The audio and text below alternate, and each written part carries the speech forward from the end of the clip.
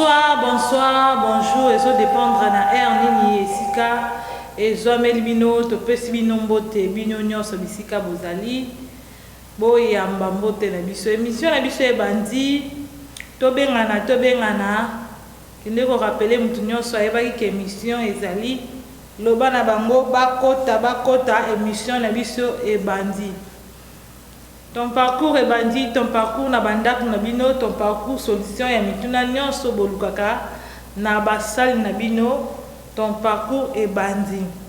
Oui, toza la passion na biso tozo ya mbalelo, en attendant bonga makamuke mukie, poto kotisa ye, topesi moi quelques minutes à s'essouffler, comme ça to kotisa ye, émission na biso e banda. Lelo vraiment, toza vraiment na pasteur na biso azo jouer des rôles. En tout cas lelo ne walobaka makala eza assez pour tous les hommes matalele zo maeza tokozala vraiment na esengo makasi ya koyoka pasteur na biso na des rôles lelo azo jouer lelo. En tout cas to resepela makata tokozala béni vraiment na musala lelo ekoleka lelo na émission na biso. Oui, ton parcours est zani, ton parcours est solution ya mituna nyonso bino bolukaka na bandako. Yango wana nde ekosala ke bo zwa solution nango. Ton parcours est fortifié bana na Nzambe, ba oyo nyonso baza délaissé, ba oyo bazo sentir que baza na force te. Donc bazo yoka ba témoignage ba pasteur na biso ya ba sala Nzambe na biso. Ndezo fortifié bango ke bakende liboso batia moto na bango liboso kolobaki ata lelo simbite lobby ekoki kosimba po esimbaki na intel Nzambe pa kokosala ngoluke esimba tozopesa bino mbote tosenga na bino bo s'abonner na chaîne na biso YouTube Liberté TV RB. En plus bozana bitida kokomela biso na se po toyeba baposa na bino. Topesi bino mbote bino nyonso bozokomela biso bino nyonso bozobenga biso na téléphone ke bopesa biso bakombo ya pasteur na biso oyo bozana posa to ya mbela bino. To continuer toujours na sala bongo yango ndezo sala force ya émission na biso. Donc bopesa biso bakombo ya pasteur ne to benga bango tozo yamba bango to saka ne to kanaki na bino na musala na biso ezoleka malamu. Tozo ko informer bino susu toza na émission moko koleka semaine ezoya vie de couple zani ni vie de couple eza émission oyo eza ko sunga bandeko oyo baza babalani esunga bango ke bazwa kata ya ko solola bazwa kata ya ko tuna na mituna ko yeba na très bien.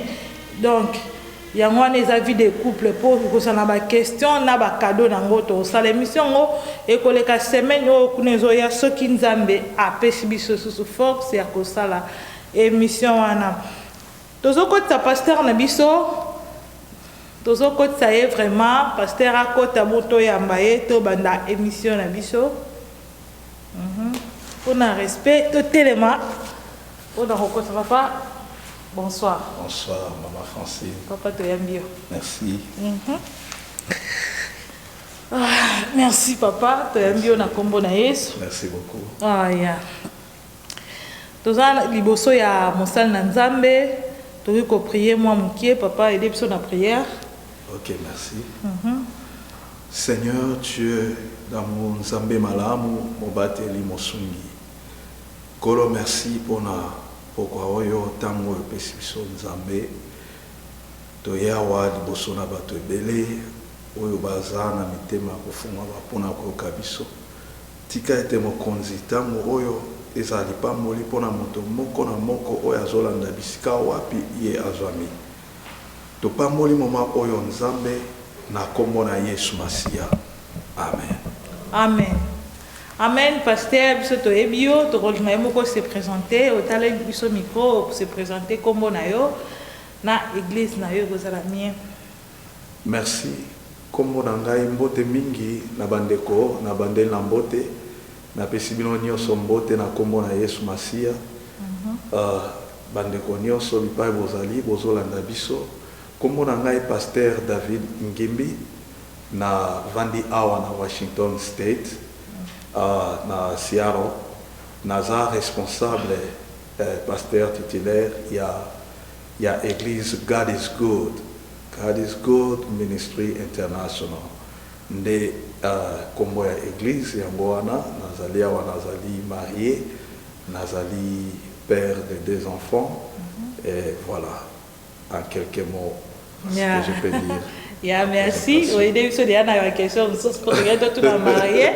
On parle bien ça déjà marié. C'est qu'il y a des question.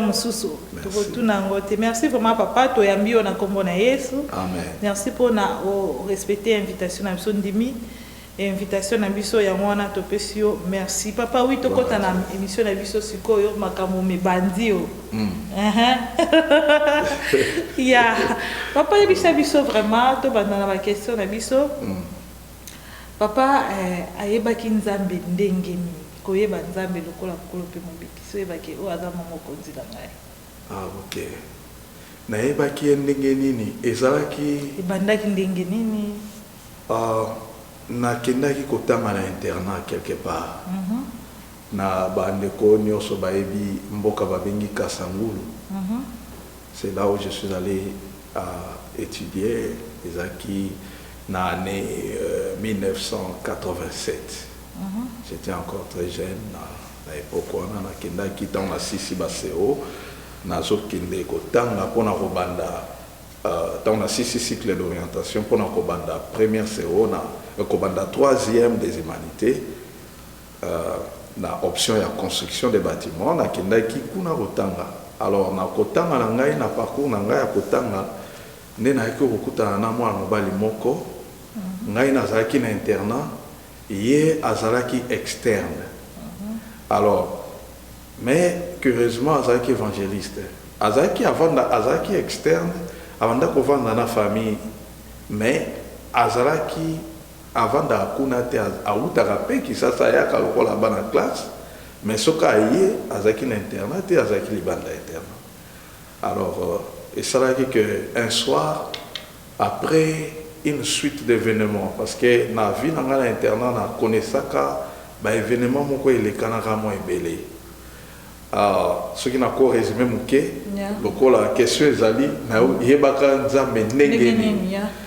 Alors et ça là que nazaki victime ya vol na internat ba ibanga valise ya bilamba na bambongo na biloko nyonso oyo nazaki nango avant même na futa ba frais ya scolaire na futa même ba frais ya internat à peine je venais d'arriver.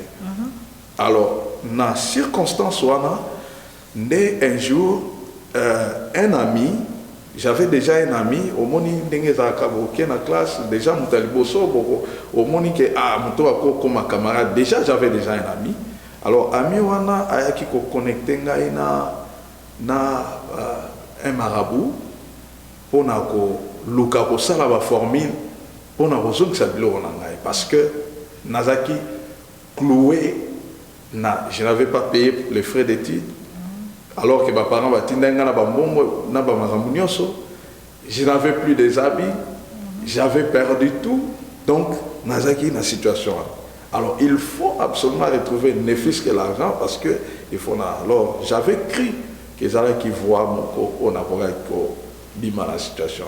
Alors c'est dans cette situation là qu'un jour alors que j'avais le rendez-vous avec le marabout, c'était un jeune homme Mazaki marabout azako sa ba formule, il était répété na mboka wana que en tout cas yeso kutana a empêché solution. Alors j'étais dans l'attente, c'était un soir, na ba heure oyo, ba activité nyo se sili, motona moutaza likola mbetu na ye, azozela siffler pour tout si ça, ba makam nyo surtout, to lala, ndenge na internet ezalaka. Ba o batanga na internat, ba yebi moi discipline. Alors, pendant que nous étions en train d'attendre, c'était le moment où il n'était pas permis na un externe moko akota na katia internat. Ezaki permettait. Mais curieusement, ce soir-là, qui je me rappelle bien, Nazaki allongé dans Betou, na Okanisa. Qu'est-ce que ce garçon-là va me dire demain? Ah, on peut s'en bon, et puis, Navanda Oyo Kanamotema. Donc, Nazaki Solananga Moko, Nazoka Motema Nanga. Est-ce qu'il y a Okoka? Est-ce qu'il y a Simba? Mais ce que Simbité, après m'avoir fait dépenser même le miette que j'avais, n'a commis au deux fois même pour n'a somba parfait, n'a somba boy, n'a sombi c'est n'a moi biloko belé. Alors, dans circonstance pendant que j'étais là, n'a moni un collègue de classe que je connais, asa externe, à côté mbalamon qu'on a quatre internat, tina quatre doctorat la biso. Alors, na bongami na fandi nota. Mes collègues ont dit externe.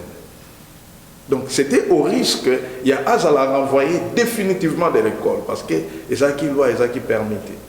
À côté, il y a tout droit, alors à cette époque-là, je ne savais pas que n'était tombé ma Bible. Ce que j'ai na kati, mutasimbi et tout, et la Bible na kati. En tout cas, n'aïba été la Bible. Mais c'est ce qu'il avait entre les mains. Aïe avant dit na pesinga mbote à tout na pour vendre tout cela. Oui, vendre. Alors, tant avant dit, d'abord tout na nazo mona yo, vie na yo on dirait moins compliqué, moins belé, mikolo. Aux sous classe parfois sur le côté babengani yo, tout ça nazo mona yo, alors que tu es un garçon intelligent, nazo comprendre qu'est-ce qui se passe. Alors les na yé na on a solana. Mais oui, et puis oui, awa. Ah mais non, en tout cas vraiment naza convaincu ya roya au solana yo, sikoyo. Na bi OK continue. Abi nangai na yekara ko présenter yo mutumo wa za solution na makambo nyoso yo zoka. Alléluia. Nabi nan. Abi nangai Jésus. Nabi OK. Abi nangai. Na ba problème nyoso yo zo traverser. Nga na otala yo. Na on dit ma que ce qui Jésus a continué na vie na osiko. Au moins un changement casiko. Nabi ah bon? Non, mon changement, c'est quoi? Oui.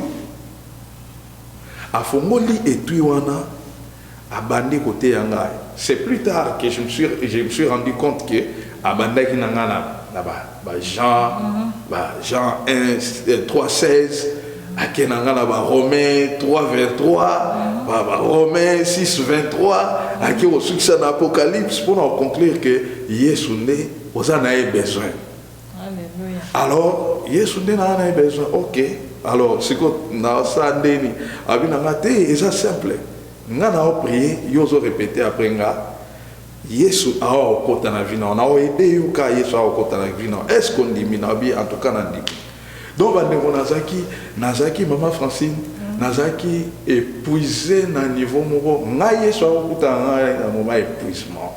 J'étais épuisé moralement, intellectuellement, physiquement, même socialement, donc Nazaki par terre.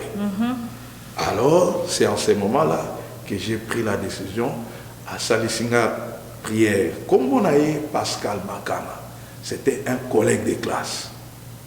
Un collègue à moi, un collègue de classe. Nous avons eu ça, un internat, une école, un missionnaire, azana babilu kwa yaka na ba document yaka donc ayaka comme évangéliste mais ayaka autant. Je l'ai découvert après.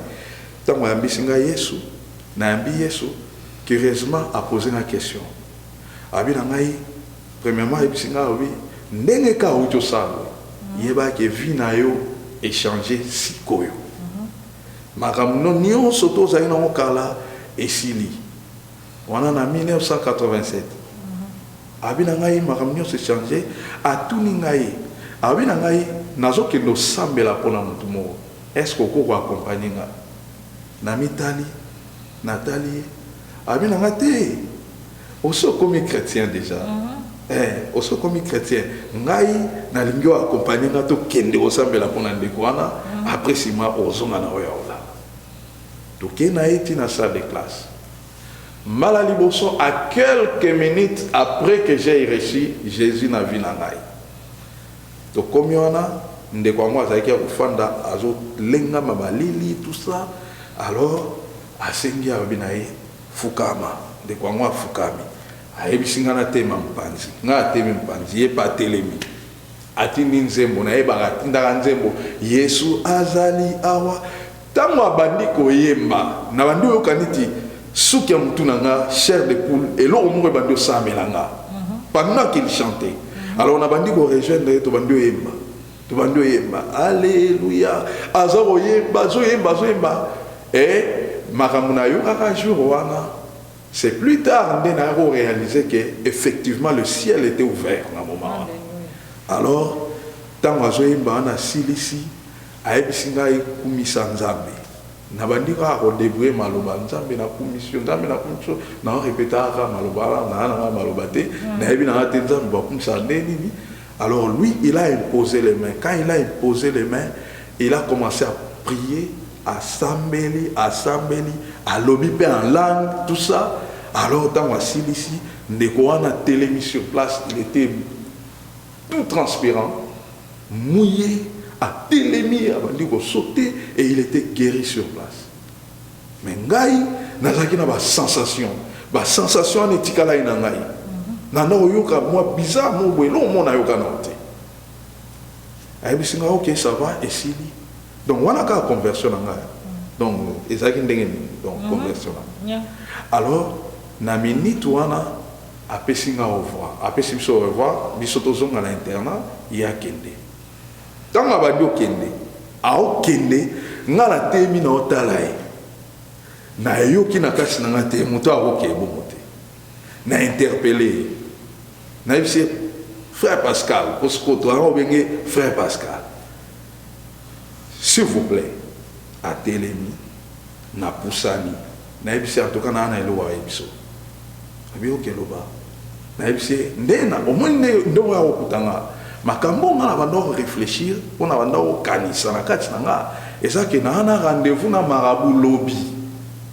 On a bilo on a ngi bunga ko moni ndo zo na za déséquilibré na internat et ça à cause de la situation donc naza vraiment déséquilibré alors marabout on a fait sa réponse lobby. Abi na ngai abi ko bangate ko kete. OK, pas marabout on a été. Donc yo ndé on comme chrétien. Donc c'est ici que je vais profiter pour n'avoir saper mutumoko la conversion pour n'angaï d'après expérience nanga conversion eza kate ko changer maloba ya munoko lobi banda oyemba musique bo changer lelo comment oyemba musique bo lobi banda ko finga fingo changer comme o finga soute mais ko se convertir et l'axi une repentance ils ont impliqué repentance. Ils ont impliqué aussi une confession. En fait, c'est ça ce que j'avais senti. Je sentais qu'il faut confesser qu'il y a un problème. Et puis, il y a un rendez-vous. Alors que si koyo, na Yesu.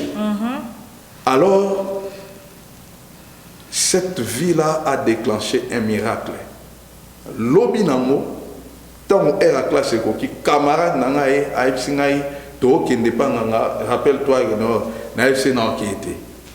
Abi oh ok était na abi té na ok ndete mais ok était nini réponse ya moi là lelo des jours à rendez-vous mais mon cher au tika on rendez-vous bon fait c'était un peu beaucoup d'argent qu'on m'avait volé au Pérou Esaïe Pérou ça moi staff money ou petit famille au interne alors j'ai dit na ok ndete et la décision était prise c'était une repentance sincère une conversion sincère. Alors na vandiwana na mona na misu na ngai kaka nenge motei na ngai alobai na ngai ke okokendete et tu vas voir le miracle de Dieu oko continuer classe na normal yeso akoti de makamna. Donc ce jour-là le même matin qui a suivi na koti na classe bayaka batanga ba komba ba liste ya bato yo na ba futite ba bimisaka bango jour wana professeur Wazaki en charge aya temi na nenga te marana liste atangi bakombo abimisi bato sauf nga atelemi pa abi botikali combien atangi bisonyo so tout otikali et depuis ce jour là on ne m'a pas chassé ti mon konaro futambon et na internat na banda ko lia lisusu te parce que na futaki pété kaka le même soir nazongi bo internat directeur de l'internat benga bisinga lobi osaka mona moko na mona ko za la série osala la poli tout ça nazo accordé yo chance nazo zonga kombono na katia liste o banda kozwa repas na yo normal comme ça tant bo kozwa vacances ozonga la famille o ya ko régulariser o ya ko futa oui c'est chose ko papa okomaki ba bengon to mandengeni te naza tomate naza pasteur pasteur ya Libisaka papa. Pourquoi il pasteur ndenge nini na minso to bengo pasteur David. Na komi pasteur na ndenge nini na komi pasteur na 2016. Olamuka kabo komi pasteur. Boum. Olalika bo ndoto mbamoko ye ndenge ba papa na nini. Ayamisaka onkola bikete comment peut pasteur mbamoko yango wana na tuna na ndenge nini okoma pasteur. Te kokoma nanga pasteur ezalaki d'abord premièrement na parcours na ngai. J'ai eu à jouer l'office de pasteur assistant. Mais titre wana kali ki pasteur ndena boya ngo makasi na vie nanga.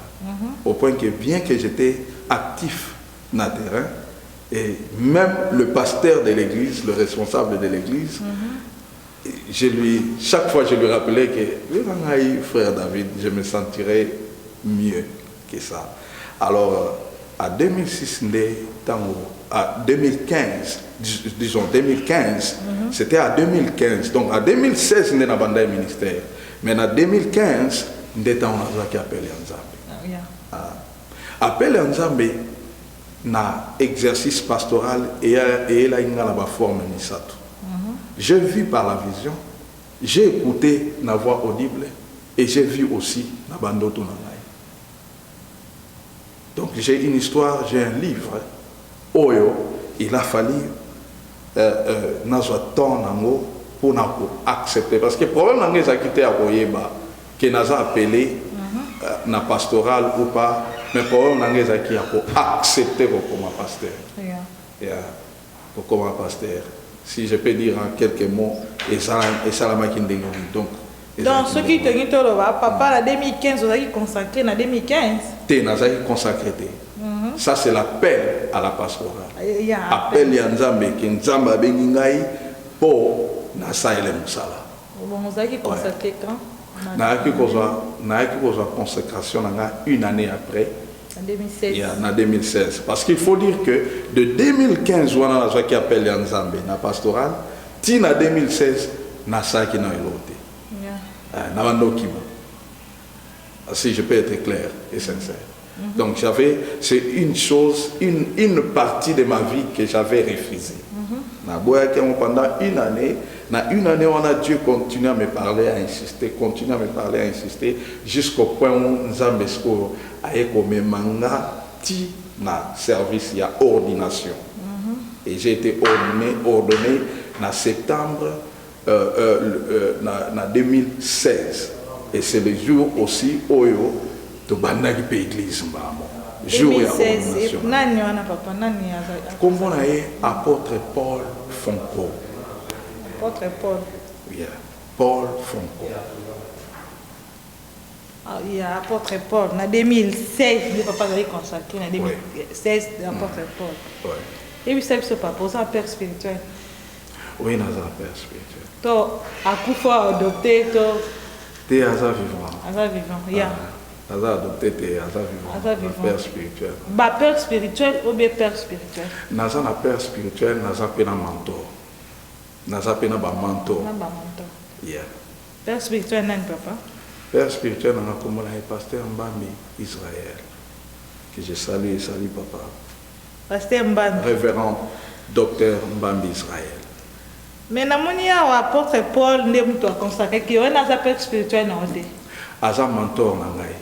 Oh wow. Et il fait partie aussi des pères. Donc ce qui est malin, mais comme ça là, on très bien vraiment parcours à pasteur David déjà qui tourne comme makasi. Pasteur David a qui consacré na mentor na pasteur Paul. Il y a apôtre Paul. Mais père spirituel naé aza pasteur Mbambi Israël, c'est ça non? Oui. Il y a un comme ça là na vraiment na bokebi mingi po ba question so za pour ça pasteur azonga donc boye bisi biso ka papa ko zonga. Bon moi c'est qu'on a toute une question. D'ailleurs on vous tolo. Ba question c'est à tout les ayo. Poza nanga ba on va senga kitoyo to senga. Ba question c'est na ba réponse c'est à pasteur. Merci. Merci. ambiance ya gloire à Dieu, gloire à Dieu. Non, et ça y a curiosité, pour nous, tu vas senga qui n'a ya, maman Francine. Bah, quelque chose à yanga, bah, réponse à pasteur David. Ah, vraiment, ça, invité spécial. Gloire à Dieu, gloire à Dieu. Il y a toujours que malem, donc, mentor na yonde mutu a consacré qui ça qui wapi papa.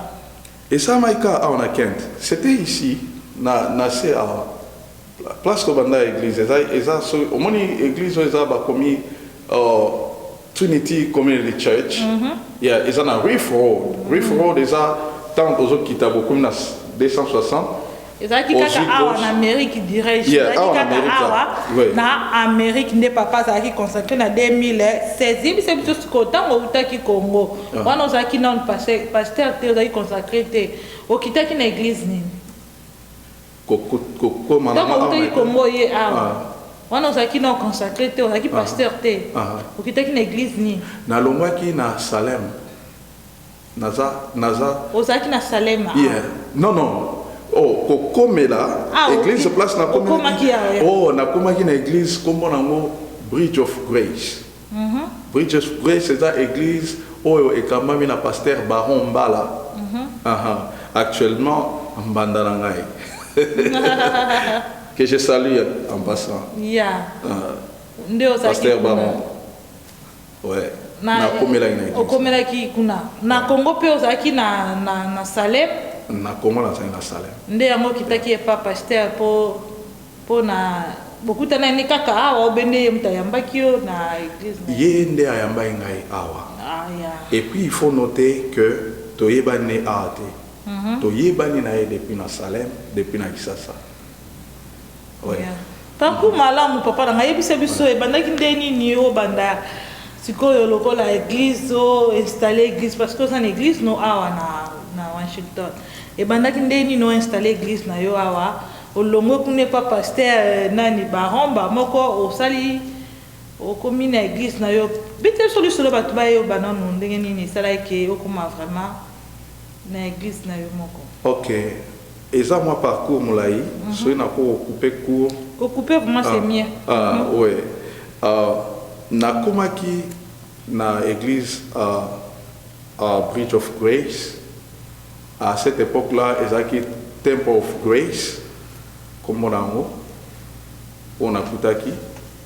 Et on a évolué très bien.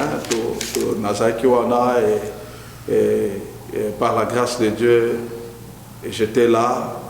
Tout était bien jusqu'à ce qu'à un moment donné, pour certaines raisons, et ça l'a dit que na se mettre de côté. Naza Okende Lissousou, qu'on fréquentait l'église Bridge of Grace. Et en ce moment-là, nous avons fréquenté sous l'église montée. Et Nazalaki, na option même il y a pour se déplacer, au Kenema Moussika, et je ne trouvais pas d'intérêt à intégrer une église ici sur place, et notamment aussi une église congolaise. Alors, c'est en ce moment-là,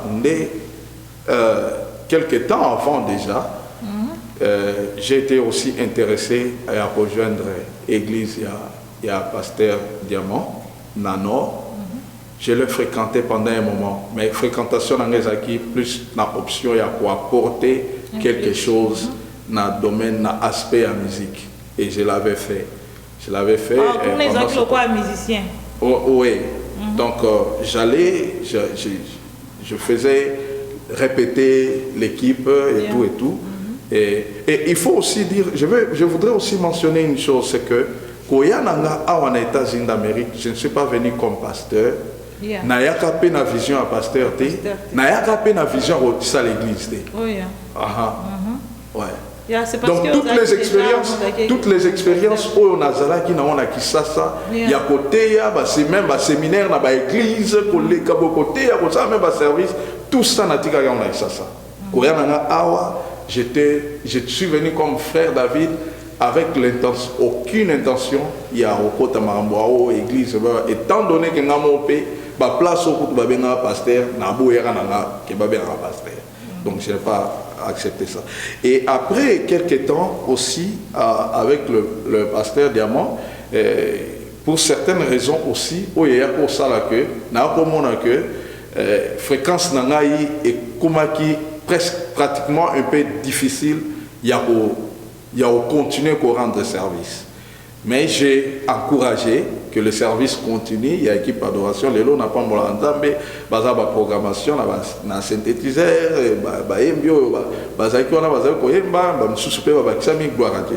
et après ça, il y a eu aussi l'église champion. Il y a pasteur Néhémie Mabengi.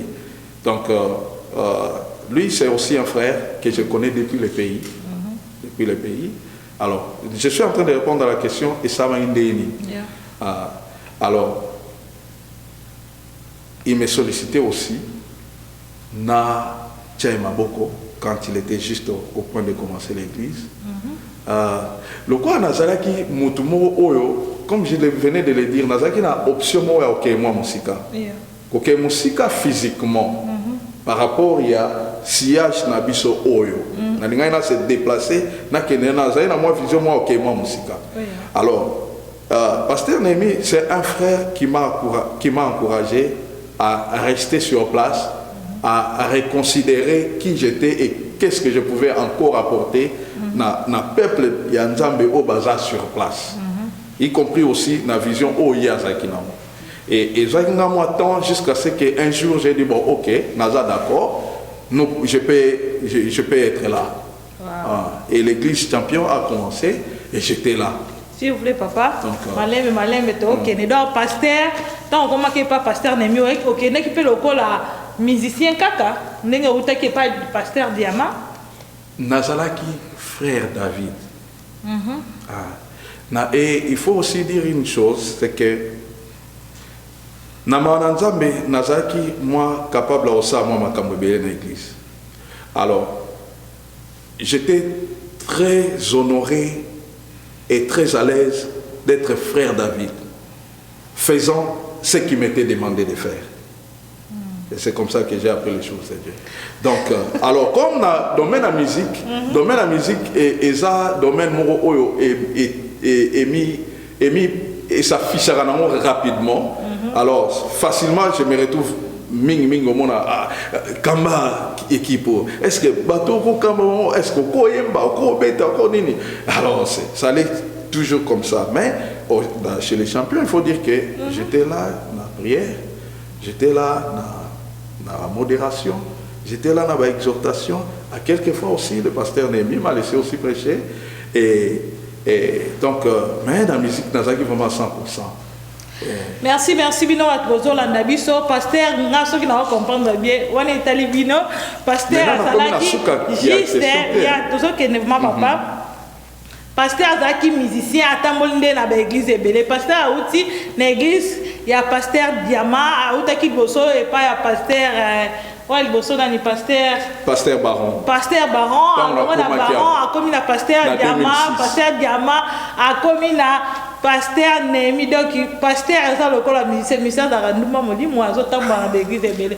Ouais, tout ça mais le la musicien là nous avons tout côté na makambu. Oh il y a musique, papa s'il vous plaît. Ok,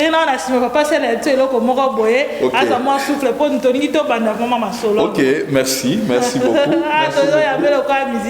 On va le faire, mais la maman Francine, nous promettre que vous chapez mon moment. Ah ouais, maman Francine n'est pas là, donc on va chanter ensemble. On va chanter un cantique. Vraiment. Dans le moment, Isaac Mokassa. Isaac est là à côté.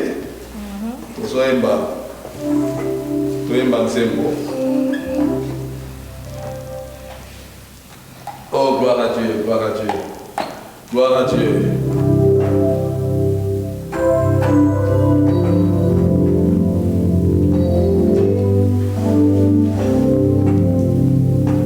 Reçois de moi le parfum qui t'est dû, la bonté de ton nom, oh mon âme perdue. Je veux n'être qu'à toi. Jésus, je t'aime.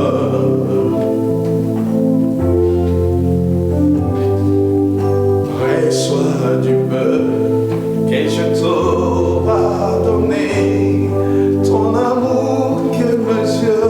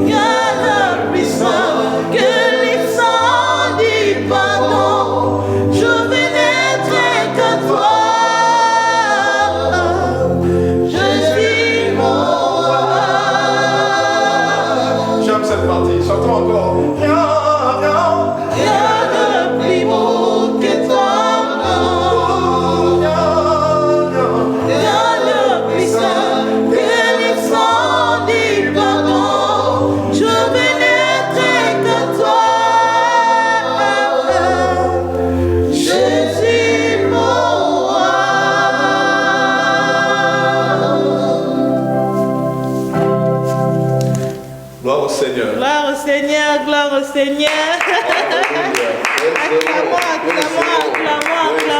Acclamons. Ya makambo. Gloire à Dieu. Gloire à Dieu. Mon bandio. Gloire au Seigneur. Ya, merci vraiment, papa. La veille, beaucoup ça les biso. Tout le monde voit que musique est un monde naïo. Ya, tout ce qui est malin, mais si quand tu l'ongolais le la musicien. Si vous avez côté le pasteur, le ban abisso siko, le banda qui n'est ni temps longo la musicien na l'église après sima. Bamba moko au bandi ministère na ya qui pasteur na ebité nini. OK. Premièrement, ba âme eza passion ya ba âme eza elo mo on a collé na vie chrétienne na ngai bien que musicien. Je me rappelle à l'époque où dans la bandara garisco des bandara lokola orchestre et bandara pas lokola ministère il y a ba église ou ma église autoza ngolelo et bandara lokola orchestre alors se rappeler ça fait plusieurs années en arrière Nzambe déjà bandara au soranangai sur vision et garisco douana comme un grand ministère na aspect évangélique na makambo belé na koma déjà na ba année 1909 wana déjà et puis tant que côté en 2000 2001 2002 j'ai eu beaucoup de messages de la part de Dieu na aspect à ministère on a zaï ko bomba kana komaka na bomba alors et banda nini tant on a moni que pendant que j'étais encore dans quatre églises Champion Impact Ministry, j'ai mentionné tout à l'heure, dirigé par pasteur Némi Mabengi.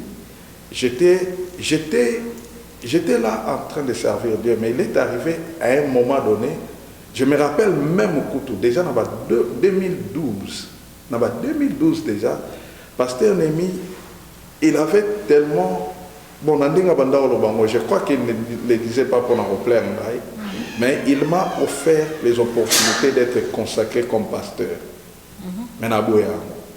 Avec beaucoup d'insistance, je vous dis.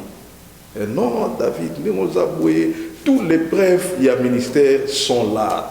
Il faut que tu sois consacré pour Moussa Nadabe. Ça va faire partir du poids et le sérieux. Il y a la responsabilité pour Moussa Nadabe. C'est bon. Pasteur Némi, la PCM Bota, ça fait mentor. Non, au fait, Koloba mentor est un coach.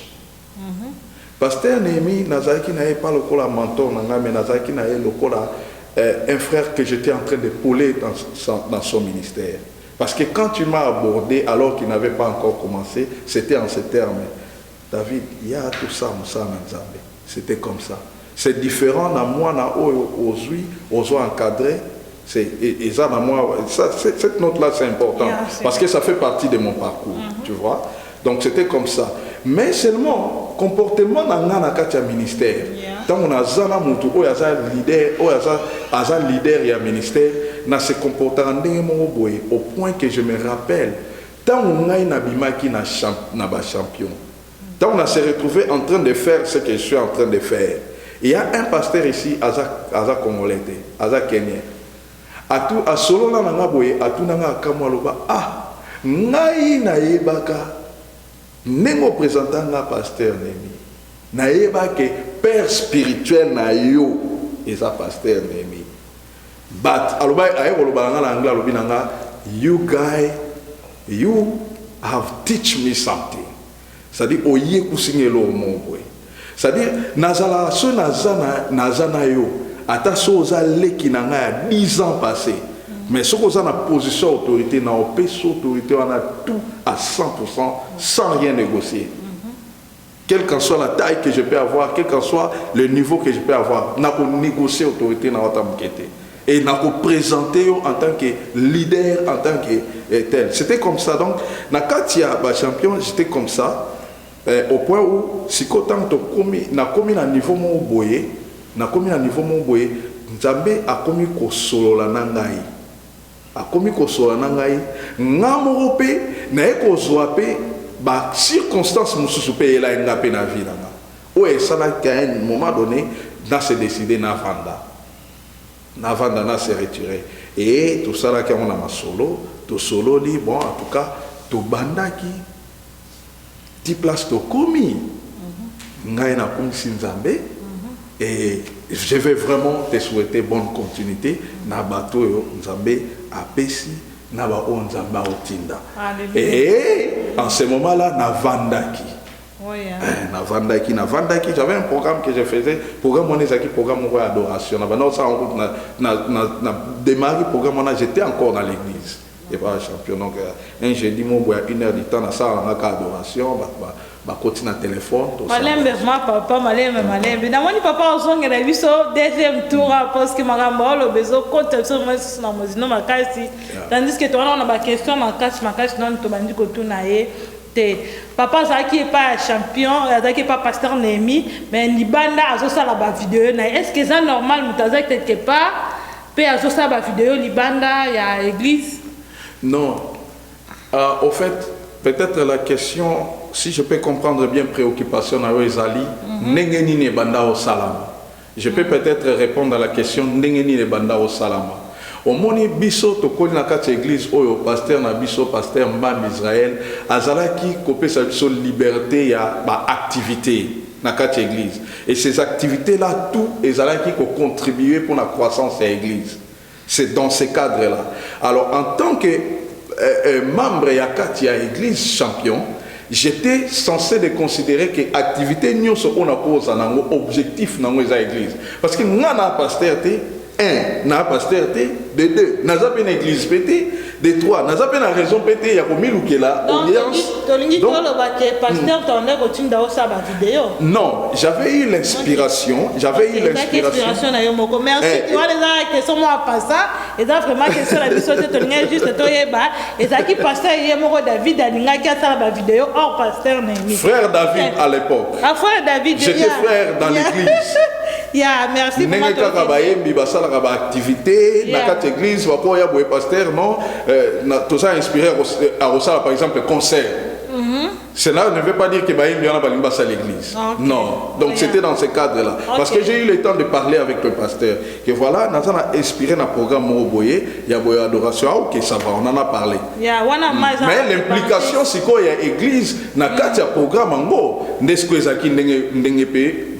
Tozo kota makona te papa ezaki entre parenthèses yebisa biso relation nyongo za nango na père spirituel na yo relation za nango na père spirituel na nga eza relation à papa à moi donc bonne relation quoi très bon je crois qu'il y a pas il y a 2 semaines passées vous avez vu j'ai eu une séance avec lui na ligne baoba monaki na Facebook donc dim de dim na yo et kenda pas na directement asa papa na ngai tala yebisa ye asa papa na ngai papa Israël Babi dim de dim et kenda pas pasteur yes obe kenda pas mentor kenda pas na n'est pas pasteur ya c'est ça que malé pour la question de diso papa vraiment et ça dit dim mingi dim de dim na moni olia la dim de dim mingi maman pasteur papa gloire à Dieu. Papa, la loi est dans ma question, ça y a un habitude, ça y a. Gloire à Dieu. Yeah. Merci papa, dans ma question vraiment, aux répondre. Biso tous au moins souffle mon pied, n'andé mon pied, ça la biso bien. Ah, n'andé mon pied, ce soir. Ok. Tout au moins souffle mon pied, car n'andé mon pied fort. Merci. Toi, n'andé mon. Aux au moins souffle.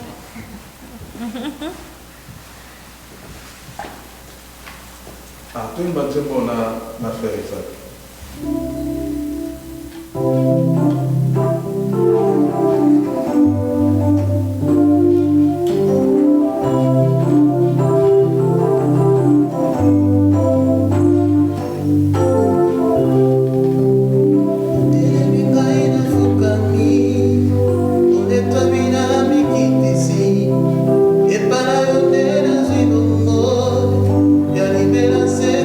Seco, voy a dominar.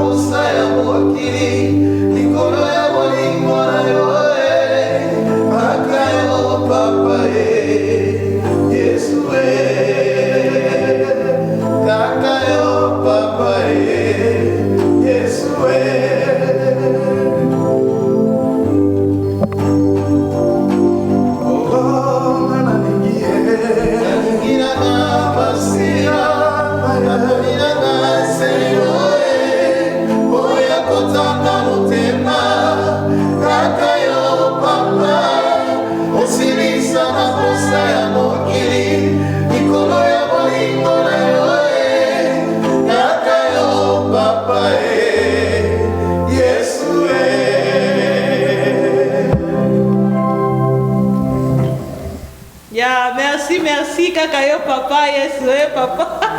Azaki moi souffle mouké na kaka yo papa. Yesu mon soixante. Papa yebi biso tal do sa caméra. La son nyoza nango esika nyos tu oyo leka na ba pasteur nyos misa tu yo tangi la son nyoza nango na ba. A relation eza relation ya bandeko oyo bazala elongo mais baza su elongo te et bandeko oyo bamipimela na rambote te bandeko oyo basekaka soki koseya koseka ezali bandeko oyo bapesa na rambote soki ya kopesa na mbote ezali soki occasion ezali. En fait, ce n'est pas une relation, c'est une relation de frères, je peux dire. Une relation de frères. Yeah. Relation malam quoi. Yeah. Que beaucoup t'aiment beaucoup ça n'importe. Oui. Bon, il y a des choses bateau et basalara que bon te lelo goes à la osali et n'engo za église na yo. Songolo pakala longo église. Relation nyoko za na. Relation na mondimi alongo na église ou bien mosali monto bono collaborer na ye pourquoi nous aki moyembe monene na église o lekali ko longo ba église ebele oh peut-être maintenant ça va vraiment ba pesio moi donc considération na que papa za vraiment na o que soko longo e ko ça moi vie de sika wana e peut ko ça l'église moi ko tengam siko lelo siko za na monto bongo na ekati ya itonga na yo alongo esalonde. Premièrement, na lingo ebelo mo que famille église eza musala nzambe. Ça c'est un. Et puis eza famille. Dans le sens que famille eza la lokwa germoire. Na kati ya germoire bandunda mike ebotamaka ezokola à un moment donné eza suwana te misuse obotama misuse kola. Alors, ngai na ba prédisposition na ndeko na yekola makambo nzambe na éduka motema nga na ndemoko parce que ce sont des situations que j'ai déjà aussi connues. J'ai 4 ans 3 ans 4e année en Otokende. Donc j'en ai déjà connu aussi. Et naza éduqué na ndemoko que je trouve tout normal. Donc, les circonstances de la vie, je m'éduque à trouver tout et ça normal. Pesa biso conseil na bato nyonso tala mala caméra papa. Pesa conseil na bato nyonso oyo bazolongwa na église na baranki pe bato batikali ozomona mati ya mako oya zongisi réponse pour nini bakabwani pesa conseil ba yoka papa. Non, la première des choses est que les sentiments humains sont un peu normal parfois. Dans le sens que peut-être mutumo oyo azalaka lokola soutien moral pour na yo na église wana nde yo zaka wana siko mutanga longwe pour na ba raison na personnel oyo yebité. Tu vois? Alors, tout ce que je peux conseiller est que il faut considérer que l'église, d'abord, Bible est conseillé de quitter l'assemblée. Il y a des raisons où on est l'église, où peut-être yo yébité, tant on est loin dans l'église, où il y a raison où il y a l'ongwélité. Ça ne sert à rien de faire des rancines parce que l'église est un ndako ya nzambe. To bien un monde ndako nzambe, to bien un musala nzambe. Donc tant on est loin Oyebite raison pour oyebate, ça ne sert à rien de se créer de rancune. Parce que l'église est occupée au caramba porte. Quand ça c'est quoi que yo au caramba mutu kanda pour l'église, lelo ba église est caramba porte. Siko osala besoin batuto osala besoin batute. Bon, siko yo avant osaki na relation na mutu. À cause de ma église, au bébé relation na mutu. Siko jour au que église wana ou bien pasteur wana, nzamba longolie wana, nzamba tie pasteur mususu. Yo zarana pour na pasteur wana ozara pour à cause de la relation wana au comment capable de se créer baranki na batu. Jour église wana kangami. Pour la raison songoloto pakala, je ne souhaite pas. Siko bateau yo zarana bango, ozana besoin na bango to ozana besoin na bango. Frères et sœurs, il faut faire la part des choses entre les relations que nous avons et l'église. L'église est une famille et ça est loko ya nzambe. Tu as rekutana pour la cause ya nzambe. Mais en dehors de ça, nous avons des relations. Nous avons des relations. Oh, il faut vraiment que les chrétiens fassent la part des choses. Na ho ya en église na ote, mais cela n'empêche pas que tu kutani to salimo barbecue. Bien dit, vraiment papa, merci. Tu as vraiment en considération. Et puis c'est ce papa, tant au banda qui ministre, tant au coma qui pasteur, marié ou célibataire? Nazaï déjà marié. Vous avez déjà marié? Oui. C'est que tant vous avez marié, que consacré, il y a là moi sinon dégainé. Azaki n'a pas séminité parce que Aza moi si oyo a collé une église, a yekoli makamanzambe. Et elle avait simplement un langage que j'ai beaucoup aimé, qui m'a beaucoup aussi encouragé. Langage nae zalaki ce qui nzambe alobi ngaina ni pona telemela. Donc azaki n'a pas prédisposition, il y a pour accepter ma communion sur nzambe, mais seulement bon entre nous, elle n'a jamais été préparée, il y a au la pasteur. Alors ça, et ça part il y a histoire na je me suis mon pas au béton. Mais c'est quoi tant moi pour réaliser que muto ya balaki azaï pasteur c'est quoi commis pasteur donc il faut s'ajuster aux hommes mais ça peut compliquer ma casté en tant que moi là parce que toi ebi batu mususu ba ma pasteur mususu ba lo barabi nga na pasteur te na oka déjà mon ko abi nga na pasteur te nga naza ma pasteur en tout cas nga na pasteur te na ma pasteur ya mwana tozo tuna po peut-être ezalaki na badifficulté ndenge nini ozwaka na ndako na relation nini ou rapport nini eza entre ministère na yo na ndako na yo na gestion na yo quoi?